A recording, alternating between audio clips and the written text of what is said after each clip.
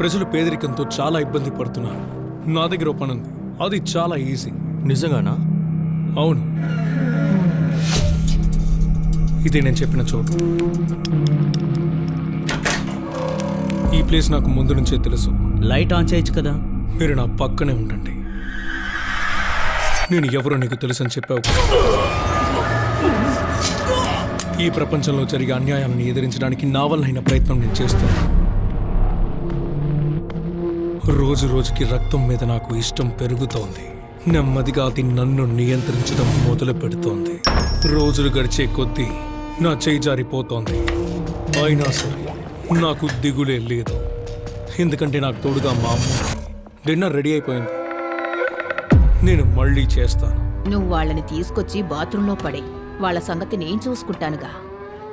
ఆ అమ్మ ఎప్పుడూ కూడా వాళ్ళ బిడ్డల క్షేమాన్నే చూసుకుంటుంది. ఒక అబ్బాయిని చంపేశారు, చిన్న పిల్లాడు. చూడండి డిటెక్టివ్, వీళ్ళందరూ జంతువులు. మీరు బయలుదేరండి, ఎందుకు టైం వేస్ట్ చేసుకుంటారు?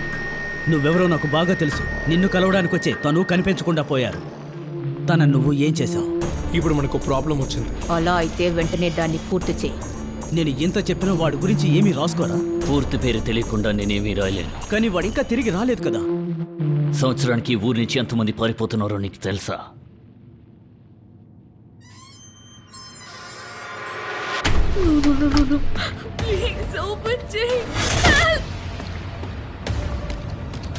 నాకు చాలా బాధగా ఉంది అలెక్స్. నువ్వు ఇంతకు ముందులా లేవు. కానీ ఇక్కడ నుంచి నేను ఎప్పుడు మిస్ అవ్వను. నాకు చావాలని లేదు, నన్ను వదిలేయ్. నువ్వు చాలా లక్కీ. ఎందుకో తెలుసా? నువ్వు చాలా అనుభవించబోతున్నావు.